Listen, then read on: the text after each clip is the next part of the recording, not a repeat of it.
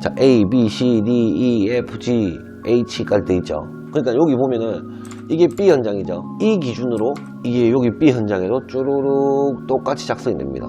자, 이거를 잡게 되면 또 어떤 일이 벌어지냐? 여기 실행이 있어요. 실행계. 이 현장에 B 현장에 대해서는 이만큼의 금액이 요번 달에는 지출이 돼야 됩니다 라고 나옵니다. 그럼 이에 따라서 어떻게 집행을 하느냐? 실행 예산서를 만들 거 아니에요. 이렇게 만듭니다. 1월 달에는 얼마, 6월 달에는 얼마, 3월 달에는 얼마, 이렇게 돈이 얼마가 쓰여진다는 게 나오게 돼 있어요.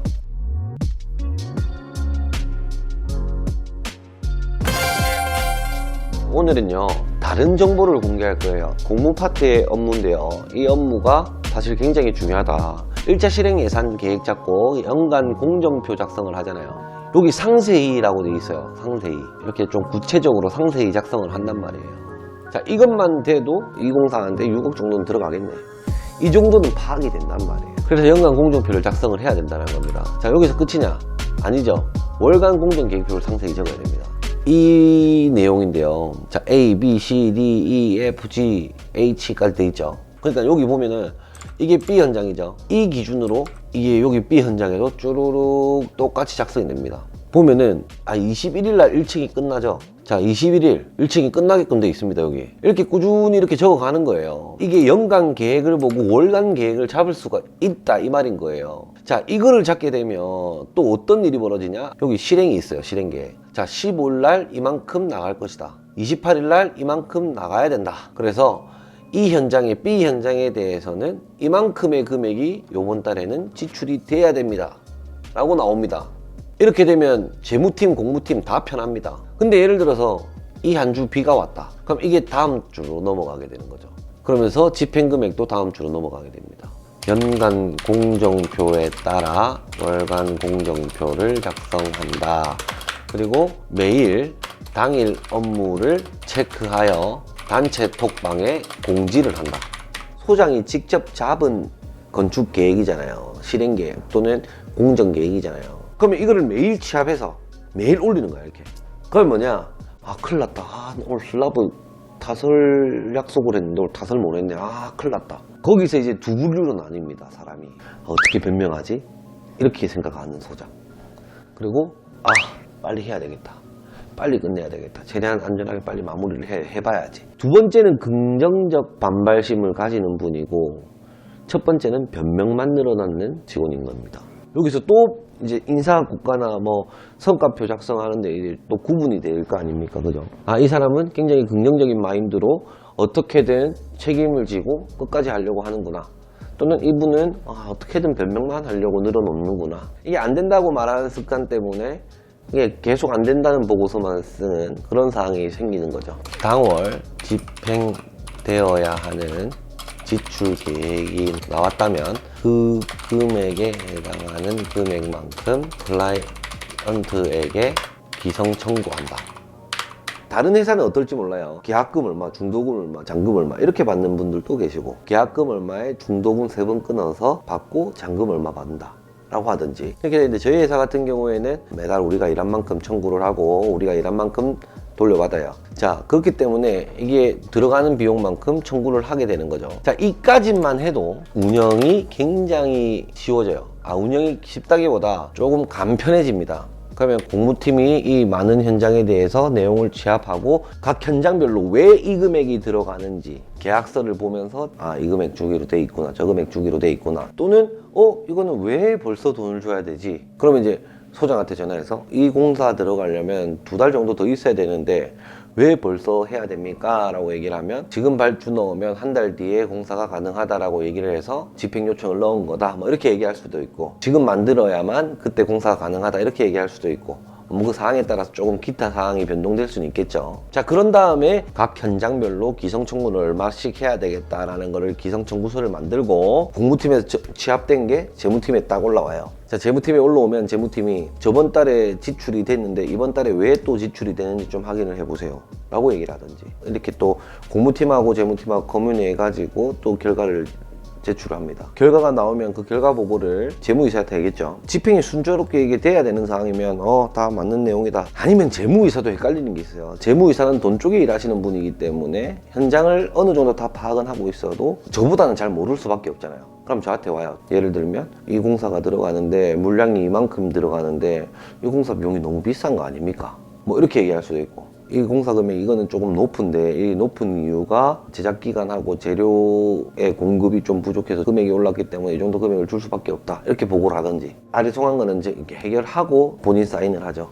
그런 다음에 저한테 이제 승인 서류가 오면 사인을 해서 집행을 하는 그런 상황입니다. 그래서 결국 이런 연간 공정표를 만들고 월간 공정표를 만들고 거기에 따른 지출 계획을 잡고 지출 계획과 실제 지출 금액을 비교하면서 집행을 해 나가는 거죠. 자, 그렇게 하면 시행착오를 줄일 수가 있어요. 굉장히 아낄 수도 있고. 그럼 이에 따라서 어떻게 집행을 하느냐, 실행 예산서를 만들 거 아니에요. 우리가 이렇게 만듭니다. 견적서예요. 이거는 건축주한테 나가는 거. 1차 실행, 그걸 어디서 한다? 공무팀에서 잡습니다. 1차를 잡고 소장이 2차 공사를 잡아요. 우리가 시공 계약을 하기 위해서는 실시 도면을 토대로 물량 산출을 해서 산출된 물량 금액을 가지고 건축주랑 계약을 하게 되어 있습니다. 그리고 그 계약을 하게 되면 불과 한 2주 정도 있다가 실제 공사를 해야 되는 상황에 놓여집니다. 2주 정도의 시간은 많은 시간이 아니에요. 실행을 꼼꼼하게 다 잡지 못해요. 어쩔 수 없이 시간적 여유가 안 되기 때문에. 제가 어떻게든 해볼라 해도 그게 절대 불가능하더라고요. 그래서 1차 실행 예산을 잡아요. 중요한 공종들에 대한 어떤 금액들을 빨리 측정을 하고 견적을 받아봅니다. 나머지는 우리가 가지고 있는 백데이터를 이용해서 이 정도는 이만큼 들어간다, 실행 예산을 잡는 거예요. 이 실행 금액을 토대로 현장에 싹 보내요. 원래 1차 실행으로 끝났거든요. 저희 같은 경우 1차 실행 딱 잡고 그냥 1차 실행 금액 안에서 끝내십시오 하는데 뭐 거기서 조금 더 나오고 이렇게 하니까 디테일하게 우리가 못 잡아낸다고 1차 실행은. 그래서 바꾼 게 2차 실행이에요. 이거는 어떻게 잡냐면 소장이 직접 계약을 하잖아요. 이거는 이 금액의 계약, 저거는 저 금액의 계약을 공사 중에도 계속 합니다. 공종에 따라서, 공사 순서에 따라서. 철근 콘크리트 하면서 창호 계약하고 막 이렇게 쭉쭉 내려간다고요. 그러면서 실제 금액이 딱 노출이 됩니다. 실제 그냥 이 정도 금액이 무조건 들어간다라는 쭉 이렇게 잡습니다. 우리는 공무팀에 4억 4천 잡아놨단 말이에요. 근데 소장이 직접 계약하면서 잡으니까 금액이 확 올라갔죠. 한 2억 올라갔죠. 우리는 이렇게 했단 말이지. 이 실행을 보고 무조건 이 금액에 맞추세요 하고 갔단 말이지. 그러니까 소장들은 소장들 나름대로 금액 때문에 스트레스 계속 받고, 우리는 1차 실행이 4억 4천 보고 가다가 돈이 엄청 더 많이 나온 느낌이 확 드는 거잖아요, 이게. 그래서 이렇게 하면 절대 안 되겠다. 2차 실행 무조건 잡아라. 각 현장 소장들이 무조건 잡아오세요 라고 했죠. 공무팀의 견적 파악 능력을 알 수 있다. 이게 무슨 말이냐면 견적을 대충 받았는지 도면을 대충 맞는지 물량 산출을 대충 했는지 안 했는지 알 수가 있죠. 두 번째는 소장 업무 능력이 알 수 있는 거예요. 공무팀이 좀 잘못 잡아낸 걸 집어낸다든지, 아니면 이게 소장들도 야 이거 돈이 너무 작게 잡힌 거 아니냐, 도면에 보면 이게 이렇게 돼 있고 저게 저렇게 돼 있으면 이거 금액 더 들어가야 되는데 왜 이만큼밖에 안 잡았냐, 이런 내용을 말할 수 있다는 거예요. 예를 들어서 4억 4천 잡아왔다. 이 금액만 보고 이거 하기 싫어가지고, 근데 이게 해보니까 이만큼 들어간 거야. 그러면 뽀록 나는 거지. 실행을 잡았다 안 잡았다. 이 모든 잘못을 직원에게 전가하자가 아니라 직원들도 업무 능력이 향상돼야 되는 게 맞잖아요. 계속 우물안 개구리일 수가 없어. 그러면 대표인 입장에서 또는 회사의 입장에서 돈을 주고 직원을 왜 고용을 하냐고. 내가 직접 하지. 근데 그럴 수 없기 때문에 직원을 채용해서 업무를 시키는데 업무 능력이 완전 미달이야. 그렇다고 버릴 수 있습니까? 지금 노동법이 아주 더럽게 돼 있어 못 버립니다. 그리고 저 스타일 자체도 누구를 내보내는 스타일은 절대 아니고. 자, 그러면 얘를 능력을 올려야 돼. 능력을 어떻게든 올려줘야 돼. 이 능력을 올리게끔 리더하는 대표의 노력하에 따라서 이 직원의 능력이 올라간다 내려간다는 딱 정해진다고 저는 보거든요. 이런 거 딱 잡아놔면은 바로 누구 오세요. 이거 이리 잡으면 됩니까? 물량 산출 제대로 했어요. 제대로 못 했죠. 이거는 왜 못 챙겼습니까? 저건 왜 못 챙겼습니까? 꾸중을 따끔하게 하고 나면 다음번에는 그런 부분을 챙겨본다고.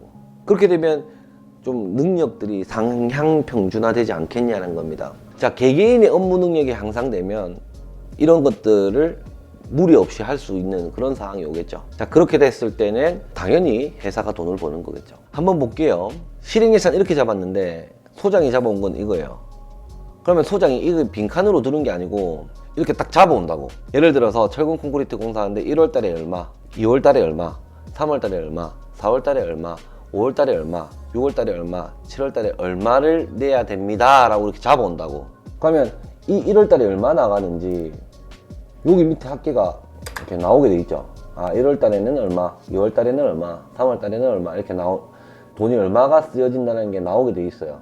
그러면 재무팀에서는 1월달에는 A라는 현장에서 대략 이 정도 금액이 나갈 거니까 우리 건축주한테 앞전에 받은 돈이 1억이 있고 1억 중에 우리가 한 7천만 원 쓰고 3천만 원 남았으니까 한 7천만 원 더 청구하면 되겠다. 이런 결과를 가지고 청구를 하고 돈을 받고 기성을 푸는 거예요. 예를 들어서 8월달에 다 끝났는데 가설공사에서 잔금이 800만 원 있는 거예요. 그럼 잔여 금액 마이너스 800만 원이죠. 돈이 800만 원 더 있어야 됩니다 라고 나오잖아. 그럼 예산 추가 800만 원 줬다 이거야. 그러면 이게 추가 예산 이게 뭘까요? 그러면 2차 실행도 잘못 잡았다는 얘기인가 아이가? 맞죠? 예를 들어서 여기 2,500만 원이 나왔어. 그럼 마이너스 2,500만 원이야. 그럼 추가 예산 2,500만 원 더 필요해요.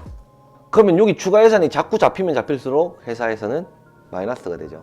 또는 실제로 추가 공사가 있을 수도 있는 거지. 철근 콘크리트 공사에 왜 2,500만 원 왜 더 나가냐. 물론 보고를 하고 하겠지만 클라이언트가 이 앞쪽에 파고라를 하나 또 만들어 달라고 했는데 그 금액에 대해서 우리가 돈을 받고 진행을 한 겁니다 라고 얘기가 되겠죠. 자, 이거 하나에 지금 업무평가가 어마어마하게 되는 거죠. 반대로 추가 예산 없고 이만큼 쓰기로 했는데 이만큼 우리가 안 썼어. 2,400만 원 안 썼어. 이것 두 개 이렇게 빼면은 4,100만 원 마이너스잖아. 근데 우리가 2천만 원 아꼈어. 2차 실행보다 2천만 원 아꼈어. 그러면 견적 금액에 대비해서 2천만 원 밖에 더 손해를 안 봤다라는 거지. 자, 이런 식으로 셀이 다 묶여 있습니다. 결론적으로 전체 연간 공정표가 나와야 되고 이 공정표를 토대로 월간 공정을 잡아내는 거죠. 전체 공정과 월간 공정을 토대로 이렇게 실행 지출 계획을 잡아가는 겁니다. 연간 공정표보다 이 실행이 조금 더 세분화되어 있어요. 자, 이게 측정이 되고 관리가 되면 아낄 수 있다.